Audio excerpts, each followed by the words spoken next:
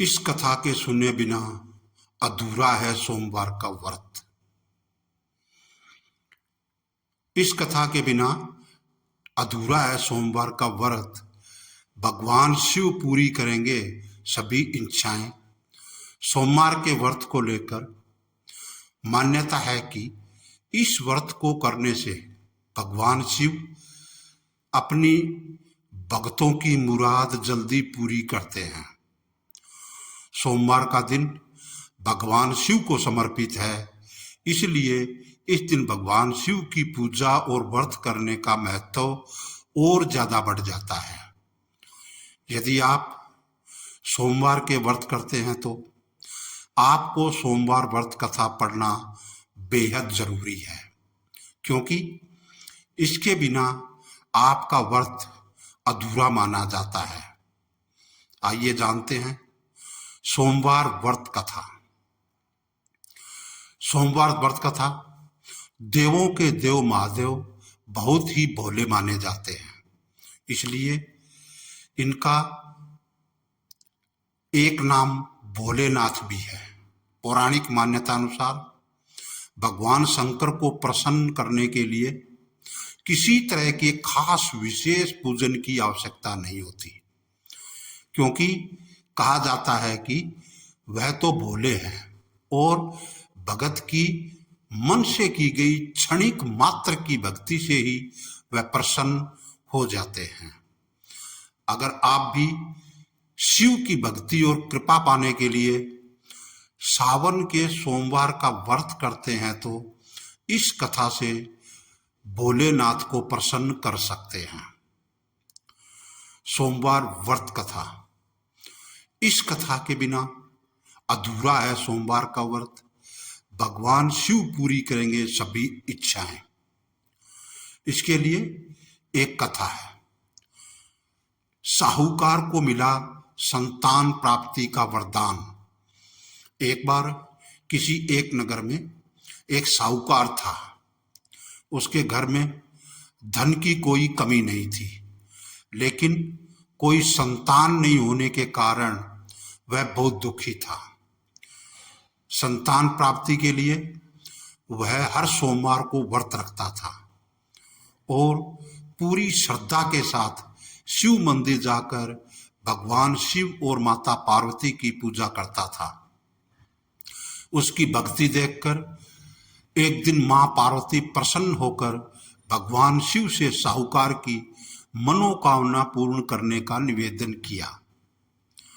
पार्वती जी के आग्रह पर भगवान शिव ने कहा कि हे पार्वती, इस संसार में हर प्राणी को उसके कर्मों का फल मिलता है और जिसके भाग्य में जो हो उसे भोगना ही पड़ता है। लेकिन पार्वती जी ने साहूकार की भक्ति देखकर उसकी मनोकामना पूर्ण करने की इच्छा व्यक्त की। माता पार्वती के आग्रह पर शिवजी ने साहूकार को पुत्र प्राप्ति का वरदान तो दे दिया, लेकिन उन्होंने बताया कि यह बालक 12 वर्ष तक ही जीवित रहेगा। चैनल को सब्सक्राइब नहीं किया है तो अभी कर लें। साहूकार के पुत्र का कुछ ऐसा हुआ विवाह है। माता पार्वती और भगवान शिव की बातचीत को साहूकार सुन रहा था, इसलिए उसे ना तो इस बात की खुशी थी और ना ही दुख। वह पहले की भांति शिवजी की पूजा करता रहा। कुछ समय के बाद साहूकार की पत्नी ने एक पुत्र को जन्म दिया। जब वह बालक 11 वर्ष का हुआ तो उसे पढ़ने के लिए काशी भेज दिया गया। साहूकार ने पुत्र के मामा को बुलाकर उसे बहुत सारा धन देते हुए कहा कि तुम इस बालक को काशी विद्या प्राप्ति के लिए ले जाओ। तुम लोग रास्ते में यज्ञ कराते जाना और ब्राह्मणों को भोजन और दक्षिणा देते हुए जाना। दोनों मामा भांजे इसी तरह यज्ञ कराते और ब्राह्मणों को दान दक्षिणा देते काशी नगरी निकल पड़े। इसी दौरान रात में एक नगर पड़ा जहां नगर के राजा की कन्या का विवाह था, लेकिन जिस राजकुमार को उसका विवाह होने वाला था वह एक आंख से काना था। राजकुमार के पिता ने अपने पुत्र के काना होने की बात को छुपाने के लिए सोचा, क्यों न उसके साहूकार के पुत्र को दूल्हा बनाकर राजकुमारी से विवाह करा दूं। विवाह के बाद इसको धन देकर विदा कर दूंगा और राजकुमारी को अपने नगर ले जाऊंगा। लड़के को दूल्हे के वस्त्र पहनाकर राजकुमारी से विवाह करा दिया। नंबर 3, साहूकार के पुत्र के निकले प्राण। साहूकार का पुत्र ईमानदार था, उसे यह बात सही नहीं लगी, इसलिए उसने अवसर पाकर राजकुमारी के दुपट्टे पर लिखा कि तुम्हारा विवाह तो मेरे साथ हुआ है, लेकिन जिस राजकुमार के संग तुम्हें भेजा जाएगा वह एक आंख से काना है। मैं तो काशी पढ़ने जा रहा हूं। जब राजकुमारी ने चुन्नी पर लिखी बातें पढ़ी तो उसने अपने माता पिता को यह बात बताई। राजा ने अपनी पुत्री को विदा नहीं किया, फिर बारात वापिस चली गई। दूसरी ओर साहूकार का लड़का और उसका मामा काशी पहुंचे और वहां जाकर उन्होंने यज्ञ किया। जिस दिन लड़का 12 साल का हुआ उसी दिन भी यज्ञ का आयोजन था। लड़के ने अपने मामा से कहा, मेरी तबीयत कुछ ठीक नहीं है। मामा ने कहा कि तुम अंदर जाकर आराम कर लो। शिवजी के वरदान अनुसार कुछ ही देर में उस बालक के प्राण निकल गए। मृत भांजे को देख उसके मामा ने विलाप करना शुरू किया। संयोगवश उसी समय शिवजी और माता पार्वती उधर से जा रहे थे। पार्वती माता ने भोलेनाथ से कहा, स्वामी, मुझे इसके रोने के स्वर सहन नहीं हो रहा है, आप इस व्यक्ति के कष्ट को अवश्य दूर करें। नंबर 4, शिवजी की कृपा से जीवित हो उठा साहूकार का बेटा। जब शिवजी मृत बालक के समीप गए तो वह बोले कि यह उसी साहूकार का पुत्र है जिसे मैंने 12 वर्ष की आयु का वरदान दिया था।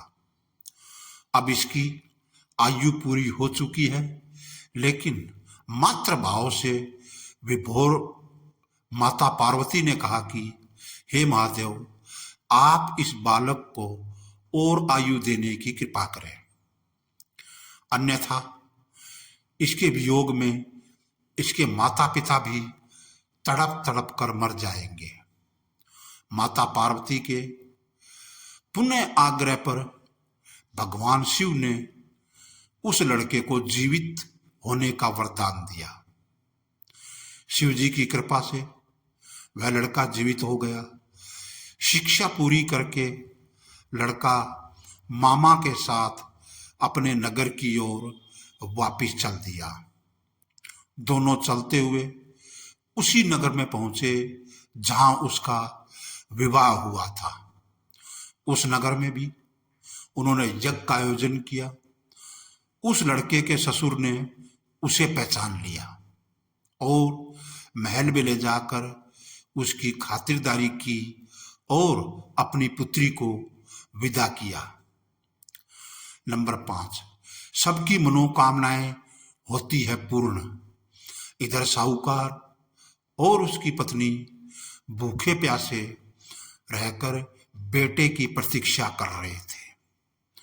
उन्होंने प्रण कर रखा था कि यदि उन्हें अपने बेटे की मृत्यु का समाचार मिला तो वह भी प्राण त्याग देंगे, परंतु अपने बेटे के जीवित होने का समाचार पाकर वह बेहद प्रसन्न हुए। उसी रात भगवान शिव ने साहूकार के स्वप्न में आकर कहा कि हे श्रेष्ठी, मैंने तेरे सोमवार के व्रत करने और व्रत कथा सुनने से प्रसन्न होकर तेरे पुत्र को लंबी आयु प्रदान की है।